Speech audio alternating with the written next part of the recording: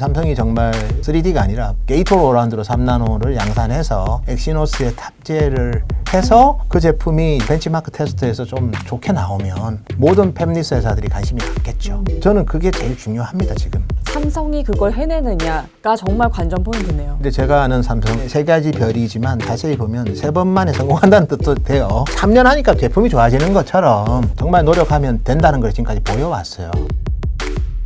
한국경제 구독자 여러분 안녕하세요. 한국경제신문 허란 기자입니다. 저희 한국경제 채널이 환경 글로벌 마켓으로 개편이 되면서 경제 한끼도 글로벌한 느낌을 살려서 여의도 나우로 이름을 바꾸게 됐습니다. 예고한 대로 오늘은 삼성전자의 돌파구는 무엇인지를 좀 살펴보려고 하는데요. 반도체 분야 큰형님, 노근창 현대차증권 리서치센터장님 나와주셨습니다. 안녕하세요. 안녕하세요. 삼성전자가 주가가 하락할 때는 메모리 반도체 업황 우려로 떨어졌지만 사실은 이제 반대로 상승할 때는 특히 8만 원을 넘어서 우리가 정말 바라는 9만, 10만 전자로 나아갈 때는 파운드리 성장 기대감이 필수 조건일 것 같아요. 센터장님께서도 동의하시나요? 네, TSMC랑 삼성이 이제 비즈니스하고 있는 파운드리 시장은 사실 그렇게 큰 규모의 시장은 아닙니다. 작년 기준으로 한 94조 정도 되는 시장이었고요. 올해가 이제 한 115조에서 한 120조 정도 되는 시장. 뭐 고속 성장은 하지만 메모리 반도체 시장보다는 적은 시장이지만 거기서 이제 1등하고 있는 TSMC 같은 경우에는 뭐 시장 점유율 50% 넘으면서 영업이익률이 뭐 40%에 육박하는 회사인데 어쨌든 시가총액 자체가 삼성전자보다도 크니까 결국은 이 시장의 산업의 성장성과 퀄리티에 대해서는 되게 시장이 높게 평가하는 거. 왜냐하면 이게 최소한 2022년까지는 20%대 성장세가 이어질 것 같아요. 그래서 뭐 그 시장에서 특히 삼성이 잘하는 게 뭐 소프트웨어 이런 것보다는 하드웨어잖아요. 하드웨어 중에서 특히 공정 기술, 생산 기술, 개발 기술 이런 게 좋은데 시장 점유율 기준으로 보면 뭐 TSMC가 한 53, 4%, 삼성전자가 한 17, 8% 점유율을 차지하는데 원래는 이제 UMC라는 기업이 먼저 삼성보다 훨씬 셌는데 거기도 제압하고 글로벌 파운드리 최근에 뭐 메가 이슈 있었던 거기도 누르고 삼성이 빨리 2등까지 올라온 배경에는 역시 공정 기술이 컸고 그 중에서 이제 모든 반도체의 큰 트렌드가 세 가지입니다. 저전력, 고성능, 소형화. 아, 소형화까지. 예, 그래서 7나노, 5나노 이런 얘기 많이 들었을 건데 뭐 10나노 이하가 되는 유일한 회사로서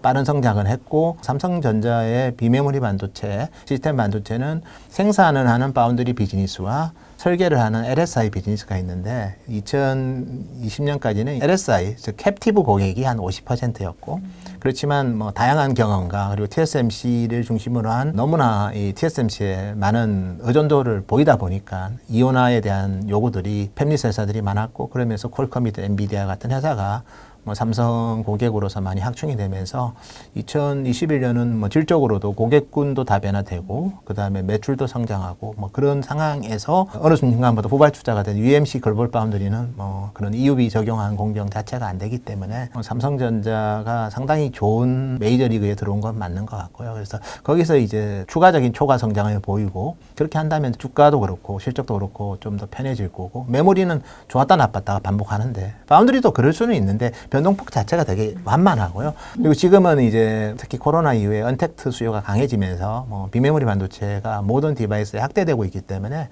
파운드리 산업의 호황은 뭐 내년에 20% 성장, 올해 20% 성장, 3년간 20% 성장하고 2023년이 되더라도 그래도 두 자릿수 성장을 하지 않을까. 그래서 그런 고속 성장하는 시장에서 삼성이 좋은 안착을 한다면 당연히 주가 재평가의 중심이 있는 거고 그리고 LSI 중에서도 삼성이 가장 주목할 만한 거는 이미지 센서입니다.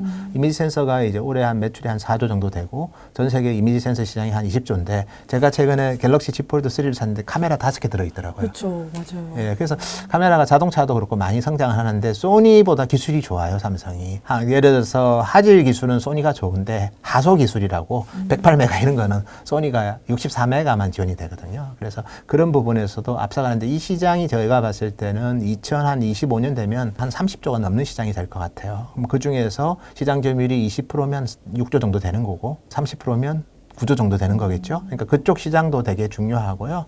약간은 뭐 좀 약점이 많은 비즈니스 중에 하나가 또 뭐 AP라는 비즈니스가 있어요. 애플리케이션 프로세서라고 해서 스마트폰에 들어가는 이제 로직 반도체라고 보시면 되는데 일종의 CPU지요. 근데 CPU만 있는 게 아니라 GPU도 들어가 있고 그 다음에 다른 또 부가적인 그런 뭐 칩들도 들어가 있는 게 합쳐져 있는 SoC 칩이라고 보면 되는데 그 AP 같은 경우에도 삼성이 이제 혼자 다 하다가 이제 안 되는 거예요. 그래서 AMD랑 GPU 제휴를 합니다. 그래서 그게 들어온 게 이제 엑시노스 2200부터는 삼성의 이제 CPU는 ARM 베이스로 이제 그대로 받아서 마더 파일을 하고요. 그 다음에 AMD의 GPU를 그대로 쓰면서 이제 새로운 또 AP를 내서 또 양산은 또 많이 했으니까 이미 파운드리에서. 그래서 삼성의 파운드리와 삼성의 LSI는 서로 아직은 서로 협업하는 그런 구조 내에 있고 자기 거니까 예, 좀 더 수월하게 하겠죠. 이렇게 정말 삼성전자가 돌파구가 될 만한 것들을 이제 파운더리뿐 아니라 이미지 센서, 네, LSI, AP, AP까지 이렇게 얘기를 해주셨는데요. 네. 결국에는 기존의 다른 경쟁자 시장을 얼마나 가져오느냐의 싸움일 수 있을 것 같아요. 네. 그만큼 이제 투자 설비 계획이 되게 중요한데요. 사실 파운드리 1인 대만의 TSMC가 올해만 280억 달러, 우리 돈으로 32조 원을 파운드리 설비 투자에 쓰기로 했고 삼성전자는 올해는 11조 원, 또 올해부터 2023년까지는 총 24조 원을 파운드리 설비 투자에 쓰는 걸로 추정은 되고 있어요. 뭐랄까 이게 전교 1등이 고액가입까지 하면서 2등과의 격차를 더 벌리는 느낌이 나는데요. 삼성전자가 아무리 늘린다고 한들 이 생산 능력, 즉 캐파 싸움에서의 승산이 있을까 걱정도 되는데요. 그래서 삼성전자 최근에 주총에서도 얘기를 했지만 생산 캐파는 뭐 1등을 그렇게 지향하지는 않습니다. 생산 캐파는 참고로 TSMC가 2분기 기준으로 월 12인치 기준입니다. 115만 장 캐파입니다. 네. 삼성이 한 45만 장 캐파니까 여전히 3분의 1 정도고 그리고 생산 캐파 하면 뭐 TSMC를 어떻게 따라잡겠습니까? 근데 저희가 봤을 때는 그러면 세계 1등은 어떤 데서 1등을 하는 게 좋으냐? 결국 우리가 전쟁을 하면 왕을 잡거나 수도를 뺐으면 이기잖아요. 돌 많이 잡아봤자 소용없다. 예, 그 어차피 중심을 잡으면 돼요. 그래서 중심이 뭐냐? 제가 세 가지 트렌드, 저전력, 고성능, 소형화. 칩 사이즈 줄이는 거. 그래서 그게 같은 거거든요, 사실은. 칩이 줄으니까 전력 소모가 적고, 같은 칩에 대비 전력이 적으니까 또 그만큼 또 다른 기능을 넣어서 성능이 올라가는 거기 때문에, 결국은 같은 방향으로 보면 프리미엄에서 1등 하는 게 최고죠. 프리미엄에서 1등 하는 게 목표예요, 사실은. 그 뭐 캐파 1등 하는 거는 뭐 하면 좋죠. 근데 굳이 무리해서 그럴 필요도 없고, 그리고 어차피 생태계라는 게 조화롭게 가야 돼요. 삼성이 디램 시장 점유율에 대한 목표를 최근에 높인 적은 없어요. 그냥 점유율이 이르면 그것만큼 투자하는 거예요. 더 추가하려고는 안 합니다. 왜냐하면 3개사이기 때문에 더 해버리면 반독점 이슈도 걸릴 수도 있고. 그러니까 조화롭게 가요. 3개사이기 때문에. 디램 회사가 8개 있을 때나 치고 박는 거지. 근데 똑같이 파운드리는 워낙 맞춤 수요가 많기 때문에 특히 어떤 1등하기 위해서 대규모 투자해가지고 그런 것 자체가 그렇게 바람직하지는 않아요. 착각하는 게 있었네요. 규모의 싸움을 하는 건 아니다. 그렇다면 결국엔 파운드리 승부처가 될 곳은 이 초미세 공정 분야인 거죠. 5나노, 3나노. 여기에서는 삼성전자가 TSMC와 비교했을 때 어느 정도 경쟁력이 있는 건가요? 저희가 봤을 때는 정확하게 파악은 안 되지만 5나노 이하는 뭐 TSMC가 시장 점유율이 70% 이상이라는 얘기가 있습니다. 그래서 결과적으로는 아직은 많이 부족합니다, 솔직히. 그렇지만 못 잡을 만큼의 부족함은 아니라고 제가 말씀드리고 싶고요. 못 따라잡을 수준에. 어차피 발열이 좀 더 있는 것 같긴 해요, 제가 봐도. 아니 약간 예. 어떤 근거로 그렇게 믿으세요? 왜냐면 삼성전자를? 저도 삼성의 5나노에서 양산된 칩이 탑재된 제품을 제가 쓰고 있으니까 뭐 엑시노스든 아니면 퀄컴의 888이든 스냅드래곤이든 뭐 그런 제품들이든 왜냐하면 이 반도체 산업이라는 게 이 시간 싸움이고 뭐 결국 이제 밤샘해서 개발하고 잘못된 거 잡으면 되니까 결국 시간이 지나면 다 개선이 돼요. 우리 이번에 칩폴드 3 삼성이 3가지 별이지만 자세히 보면 3번 만에 성공한다는 뜻도 돼요. 3년 하니까 제품이 좋아지는 것처럼 똑같이 이제 공정 같은 경우에도 정말 노력하면 된다는 걸 지금까지 보여왔어요. 그래서 저는 뭐 8나노 같은 경우에도 보면 엔비디아가 정말 만족해요, 삼성한테 지금은. 그래서 결과적으로는 이제 시간이 지나면 극복되는 거고, 다만 이제 TSMC가 더 낫냐고 하면 그건 좀 아니죠. TSMC가 생산 캐파도 훨씬 많고, 그 다음에 딜리버리 리스크도 훨씬 적고, 그 다음에 뭐 딱 원하면 그만큼 해주니까 TSMC는 믿음이 있고, 그 다음에 그들이 만든 생태계, 다양한 뭐 파트너사, 생태계, 그 다음에 패키징 능력, 이런 것들은 TSMC가 많이 앞서 있는 부분이 많죠. 그렇지만 그래도 이혼할 만큼 못났지는 않아요. 왜냐하면 제가 퀄컴인데 TSMC한테만 100%다 의존하면 걔들이 부르는 가격이 내가 속는 것 같잖아요. 협상을 하려면 복수가 돼야지 협상이 되는 겁니다. 그래서 그런 차원에서 이혼하는데 그 정도로 안 될 만한 상황도 아니라는 거고요. 그래서 TSMC를 지금 공정과 지금의 생태계에서는 당연히 차이가 많이 나죠. 근데 그거를 바꾸려면 결국 조건은 딱 하나입니다. 삼성께 전력 소모도 좋고, 삼성 거 쓰니까 발열도 안 나고, 삼성 거 쓰니까 성능도 더 좋아요. 그러면 이제 생각이 바뀌죠. 근데 누가 더 싸? 근데도 삼성이 싸요.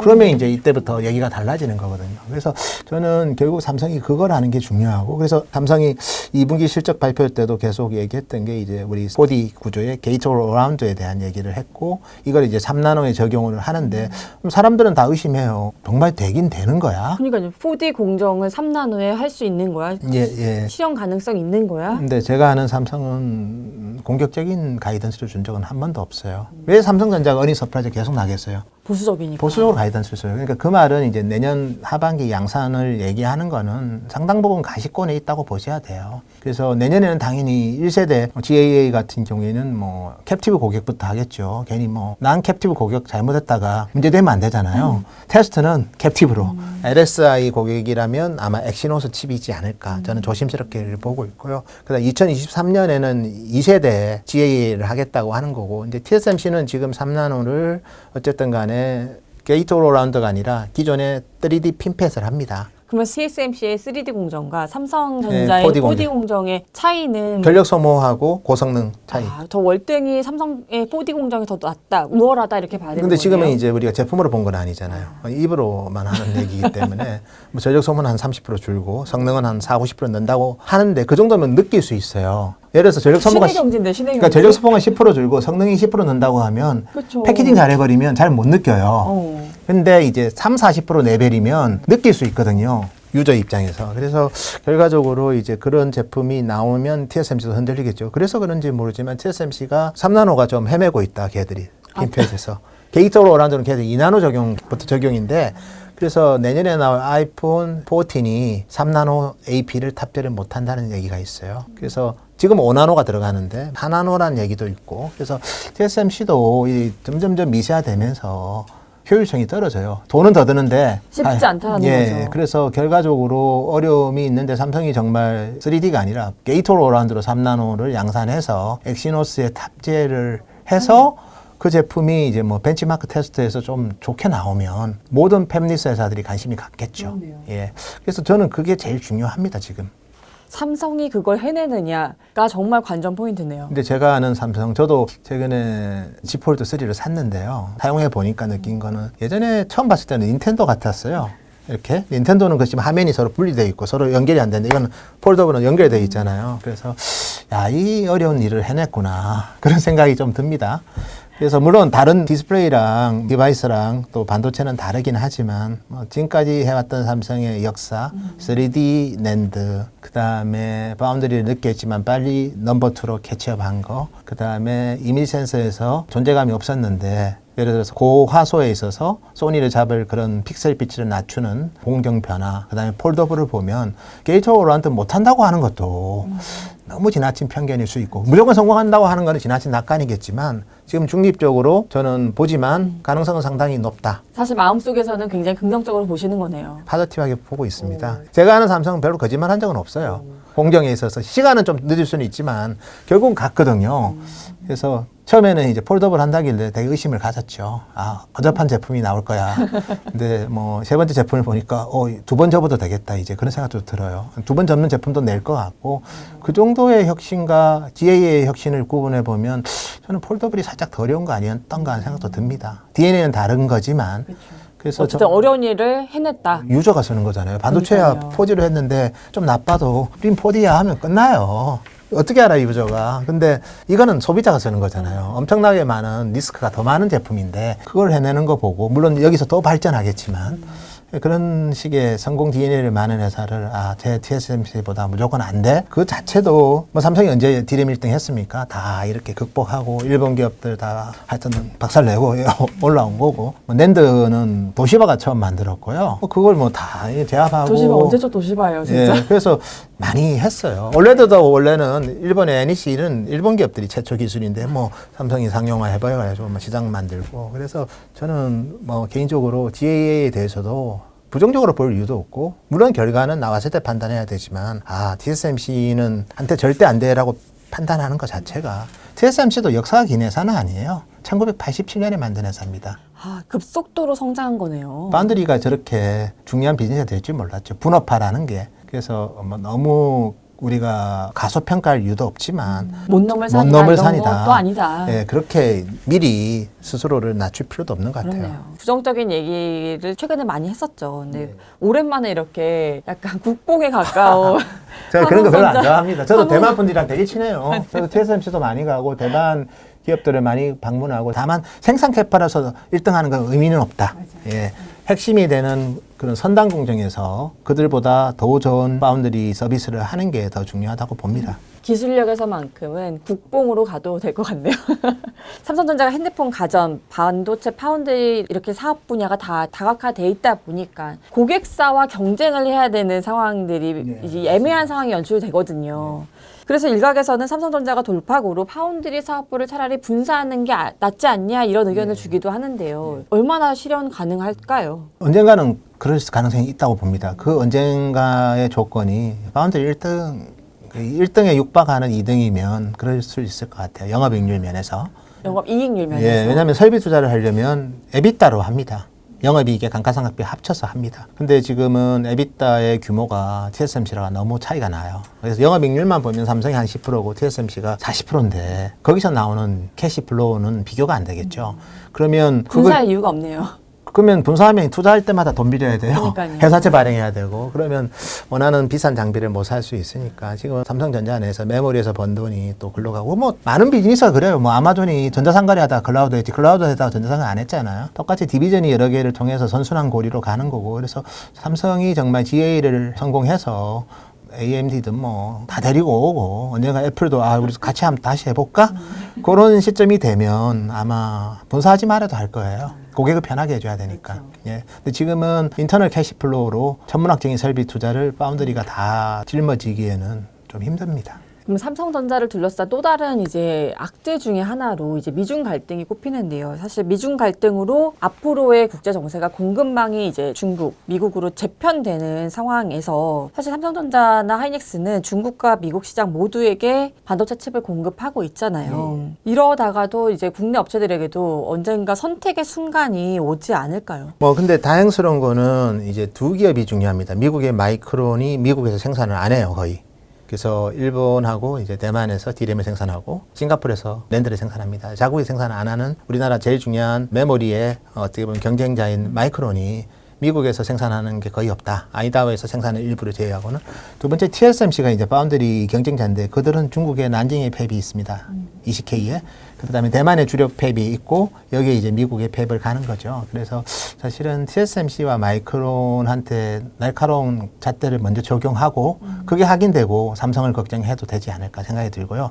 삼성은 참고로 중국에서는 낸드만 합니다. 낸드 공장, 즉 낸드 제품은 표준화된 제품이죠. 어떻게 보면 기술 유출의 위험보다는 범용 표준화된 제품이라는 거고 항상 이제 리스크는 CPU나 이런 데다가 뭐 스파이 칩을 씹어가지고 하는 거니까 사실은 뭐 비메모리 쪽이 오히려 바운더리 쪽이 이제 그런 부분에서는 좀 더 민감한데 근데 중국에도 TSMC가 팹이 있다는 거예요. 그래서 그런 부분이 미국에서 중국의 팹 지워버려라 하면 TSMC가 고민하겠죠. 그러니까 그런 부분에서는 민감한 거는 바운더리인 거고 공장이 중국에 있는 거는 오히려 메모리는 뭐 마이크론도 미국에 공장이 없는데 왜? 그래서 삼성이 이제 처음에는 이제 미국의 낸드 팹을 팹이었다가 그게 이제 바운드리 팹으로 바뀐 거거든요. 그래서 뭐 삼성이 미국에 팹이 있잖아요, 바운드리.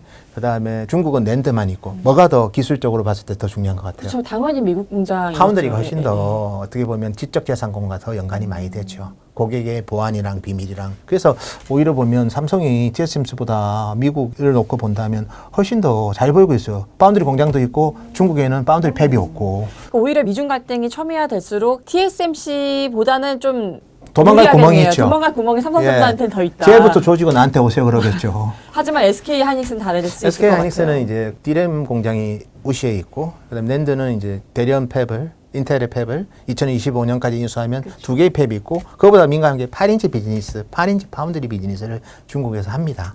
근데 8인치는 다행히 그래도 레거시 공정이라고 해서 중요도는 좀 떨어지긴 하지만 오히려 인차이나로 보면 다 해요. 그렇네요. 파운드리, 디램, 또 어느 시점에 낸드. 그래서 하이닉스는 이제 방어 논리를 많이 만들어 놔야 되겠죠. 그러니까요. 예. 오늘 쭉 들어보니까 삼성전자는 다 계획이 있구나라는 결론을 내릴 수 있을 것 같아요. 삼성전자에 대해서 품고 있었던 이 막연한 의구심들이 어느 정도 좀 해소되는 시간이었던 것 같습니다. 긴 시간 수고해 주신 노근창 현대차증권 리서치 센터장님 감사드립니다. 감사합니다. 그리고 구독자님 저는 든든한 여의도 나우로 찾아오겠습니다. 감사합니다.